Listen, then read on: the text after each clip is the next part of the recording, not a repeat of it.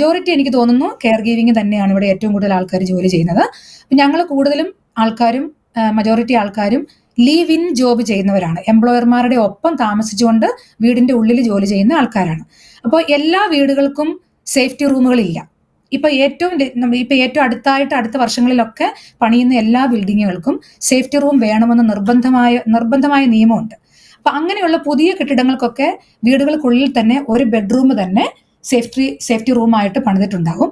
അതല്ലെന്നുണ്ടെങ്കിൽ വീടിന്റെ താഴെ, അല്ലെങ്കിൽ ഇനി അപ്പാർട്ട്മെന്റുകളാണെന്ന്, ഇപ്പൊ ഒറ്റ വീടുകളാണെങ്കിൽ അങ്ങനെ, അപ്പാർട്ട്മെന്റുകളാണെന്നുണ്ടെങ്കിൽ ചിലപ്പോൾ കുറെ ബിൽഡിങ്ങുകൾക്ക് കുറെ ഫ്ലോറുകൾക്ക് ഒരുമിച്ച് ഒറ്റ സേഫ്റ്റി റൂം ആയിരിക്കും, അല്ലെങ്കിൽ ഒറ്റ ബങ്കർ ആയിരിക്കും. അപ്പൊ അങ്ങനെയുള്ള സ്ഥലത്തേക്ക് പോകാനായിട്ട് നമ്മൾക്കൊരു ബുദ്ധിമുട്ട് കുറേയേറെ ആൾക്കാർ അനുഭവിക്കുന്നുണ്ട്. സ്വന്തം വീടുകൾക്കുള്ളിൽ ഇല്ലാത്തവരുടെ കാര്യമാണ് ഞാൻ പറയുന്നത് കേട്ടോ. അപ്പോൾ അവർക്കിപ്പം അലാറം വരുമ്പോൾ നമ്മളിപ്പോൾ നമ്മുടെ പേഷ്യന്റ് വീൽ ചെയറിലുള്ള ഒരു പേഷ്യന്റ് ആണെന്ന് വിചാരിക്കുക, അല്ലെങ്കിൽ ബെഡ് റിഡൻ ആയിട്ടുള്ള പേഷ്യന്റ് ആണെന്ന് വിചാരിക്കുക. അവരെയും എടുത്തുകൊണ്ട് നമുക്ക് ഈ സേഫ്റ്റി റൂമിലേക്ക് പോയി കയറുക എന്നുള്ളത് ടെക്നിക്കലായിട്ട് നമുക്ക് ഒത്തിരി ഒരു പ്രശ്നമാണത്. ഈ കെയർ ഗീവേഴ്സിനെ സംബന്ധിച്ചിടത്തോളം ഉണ്ടല്ലോ, നമ്മൾ ഈ ടേക്ക് കെയർ ചെയ്യുന്ന ആൾക്കാരെ നമ്മൾ എപ്പോഴും ഭയങ്കരമായിട്ട് നമ്മുടെ കുടുംബത്തിൽ ഒരാളെ പോലെ ചേർത്ത് നിർത്തി സ്നേഹിക്കും. അപ്പൊ അങ്ങനെയുള്ളവരെ ഇട്ടിട്ട് പോകാനായിട്ട് നമുക്ക് ഭയങ്കര ബുദ്ധിമുട്ടാണ്. അപ്പൊ അതുകൊണ്ട് തന്നെ വരുന്നിടത്ത് വെച്ച് കാണാം എന്ന് പറഞ്ഞിട്ട് അവിടെ തന്നെ ഇരിക്കുന്ന ആൾക്കാരുണ്ട്.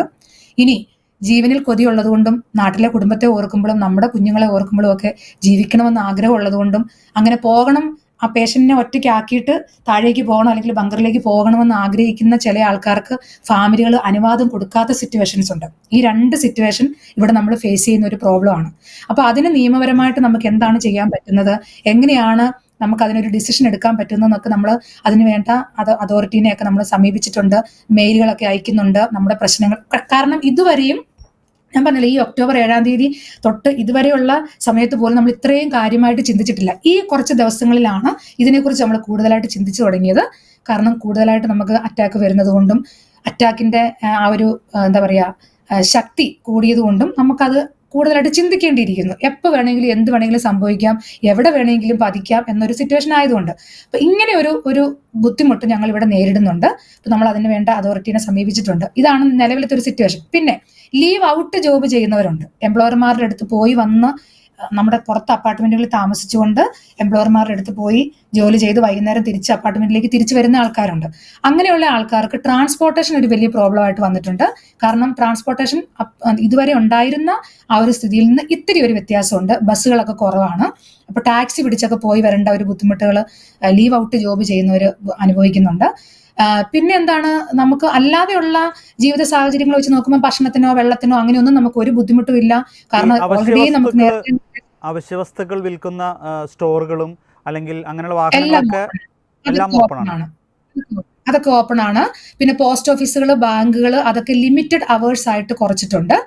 ഈ ബാങ്കുകളാണെങ്കിലും പോസ്റ്റ് ഓഫീസുകളാണ് നമ്മൾ കൂടുതൽ നമ്മളെ പോലെയുള്ള ആൾക്കാർ ആശ്രയിക്കുന്നത് പോസ്റ്റ് ഓഫീസുകളെയൊക്കെയാണ്. നാട്ടിലേക്ക് പൈസ അയക്കാനും പൈസ എടുക്കാനും ഒക്കെ ആശ്രയിക്കുന്നത് പോസ്റ്റ് ഓഫീസുകളൊക്കെയാണ്. അപ്പൊ സേഫ്റ്റി റൂമുകൾ ഉള്ള പോസ്റ്റ് ഓഫീസുകൾ മാത്രം നിലവിൽ 2 മണി വരെയൊക്കെ വർക്ക് ചെയ്യുന്നുണ്ട്. സേഫ്റ്റി റൂമുകൾ ഇല്ലാത്ത പോസ്റ്റ് ഓഫീസുകൾ വർക്കിംഗ് അല്ല. അതേപോലെ തന്നെ ബാങ്കുകൾ, സ്ഥാപനങ്ങൾ, പിന്നെ നമ്മുടെ മിനിസ്ട്രിയുടെ ഓഫീസുകൾ, ഏജൻസികളുടെ ഓഫീസുകളൊക്കെ ഈ സേഫ്റ്റിയുടെ ആ ഒരു ബുദ്ധിമുട്ടുള്ള ബിൽഡിങ്ങുകളൊന്നും അതൊന്നും വർക്കിംഗ് അല്ല. അല്ലാത്ത ബിൽഡിങ്ങുകളൊക്കെ അല്ലെങ്കിൽ അല്ലാത്ത ഓഫീസുകളൊക്കെ ഉച്ചയ്ക്ക് 2 മണി വരെയൊക്കെ വർക്കിംഗ് ആണ്. അങ്ങനെയാണ് ഇപ്പൊ നിലവിലത്തെ സാഹചര്യം. ഇപ്പൊ നമ്മൾ വീടുകളിൽ തന്നെ ആയതുകൊണ്ട് വലിയൊരു ബുദ്ധിമുട്ട് അനുഭവിക്കുന്നില്ല. പിന്നെ ഈ പറഞ്ഞ പോലെ സേഫ്റ്റി റൂം ഇല്ലാത്തവര് അവരെ ഓർത്ത് അവരെല്ലാവരും നമ്മൾ ചേർത്ത് പിടിക്കും. നമ്മൾ ചെയ്യുന്നത് എങ്ങനെയാന്ന് വെച്ചാൽ നമുക്ക് വാട്സപ്പ് ഗ്രൂപ്പുകളുണ്ട് ഇവിടെ, മലയാളികളായിട്ടുള്ള ആളുകളുടെ വാട്സപ്പ് ഗ്രൂപ്പുകളുണ്ട്. അപ്പൊ അതിൽ ബുദ്ധിമുട്ട് അനുഭവിക്കുന്നവർ നമ്മളെ പേഴ്സണലായിട്ട് കോൺടാക്ട് ചെയ്യാറുണ്ട്. അപ്പൊ പേടി തോന്നുമ്പം അവരോട് നമ്മൾ പറയും ഗ്രൂപ്പ് കോൾ ഇടൂ, നമ്മൾ എല്ലാവർക്കും ഒരുമിച്ചിരിക്കാം, ആരെങ്കിലും ഒക്കെ കൂടെ ഉണ്ടെന്നൊരു ഫീൽ കൊടുക്കാൻ വേണ്ടിയിട്ട്. അങ്ങനെ ബുദ്ധിമുട്ട് അനുഭവിക്കുന്നവരെ നമ്മൾ ഒരുമിച്ച് ഗ്രൂപ്പ് കോൾ വിളിച്ച് അവരുടെ കൂടെ ഇരിക്കാറുണ്ട്, ധൈര്യം കൊടുക്കാറുണ്ട്. അതൊക്കെയല്ലേ നമുക്ക് ചെയ്യാൻ പറ്റുള്ളൂ. അപ്പൊ നിലവില് അങ്ങനെയുള്ള ഒരു സാഹചര്യം വെച്ച് നോക്കും ഞങ്ങൾക്ക് ഇവിടുന്ന് തിരിച്ചു പോകാൻ ആരും ആഗ്രഹിക്കുന്നില്ല. ഇനി ഇന്ത്യ ഗവൺമെന്റ് ആവശ്യപ്പെട്ടാൽ പോലും എനിക്ക് തോന്നുന്നില്ല ഇവിടുന്ന് ഇസ്രായേൽ മലയാളികൾ എത്ര പേര് നാട്ടിലേക്ക് തിരിച്ചു പോകാൻ തയ്യാറാവുന്നു. ആരും പോകാൻ ഇവിടുന്ന് തയ്യാറാവൂല. ആദ്യത്തെ 2 ദിവസം ഇറാന്റെ ആക്രമണത്തിൽ ആദ്യത്തെ 2 ദിവസത്തിന്റെ ആ ഒരു ബുദ്ധിമുട്ട് മാത്രമേ ഉണ്ടായിരുന്നുള്ളൂ. പിന്നീടുള്ള ദിവസങ്ങളിൽ അത്ര ബുദ്ധിമുട്ട് ഉണ്ടായിരുന്നില്ല അല്ലേ?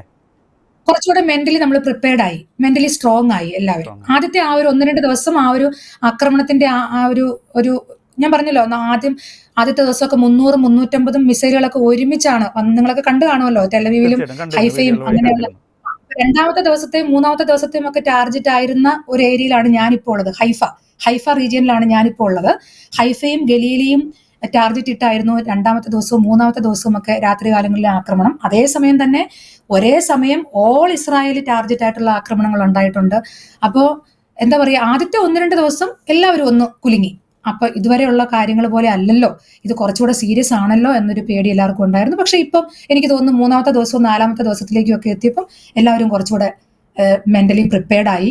ഇത് ഇത്രേ ഉള്ളൂ എന്നുള്ളത് നമുക്ക് മനസ്സിലായി. കാരണം കൂടുതലും ഇസ്രായേൽ ഇറാനിലേക്ക് പോയി അവിടുത്തെ ആയുധ ശേഖരണങ്ങളും അല്ലെങ്കിൽ അവിടുന്ന് ഇങ്ങോട്ട് തൊടുത്തു വിടാനായിട്ട് വെച്ചിരുന്ന മിസൈൽ ശേഖരണങ്ങളും ഒക്കെ തകർത്തു എന്ന് കണ്ടപ്പോൾ നമുക്കൊരു ആത്മവിശ്വാസം കൂടി. കാരണം എന്താണെന്ന് വെച്ചാൽ ആദ്യത്തെ ദിവസം തൊട്ട് ഈ ദിവസം വരെ വിട്ട മിസൈലുകളുടെ എണ്ണം നോക്കിയാൽ എണ്ണം കുറഞ്ഞു വന്നു. ഇപ്പൊ ഇന്ന് രാവിലെ ഏറ്റവും ലേറ്റസ്റ്റ് ആയിട്ട് ഇസ്രായേലിൽ ഓൾ ഇസ്രായേലായിട്ട് വന്ന ഒരു സൈറൺ ഇന്ന് രാവിലെ, ഇന്ന് 17-ാം തീയതി അല്ലേ, 17-ാം തീയതി ചൊവ്വാഴ്ച രാവിലെ 8:30-ക്കാണ് ഏറ്റവും ലാസ്റ്റ് വന്ന അലാറം. അന്ന് ആ സമയത്ത് വന്നത് വെറും 30 മിസൈലുകളാണ്. 300-ൽ നിന്ന് 30-ലേക്ക് താന്നു. അപ്പൊ നമുക്ക് കുറച്ചുകൂടെ കോൺഫിഡൻസ് ആയി, നമ്മൾ സുരക്ഷിതരാണ് എന്നുള്ളൊരു കോൺഫിഡൻസ് നമുക്ക് വന്നു.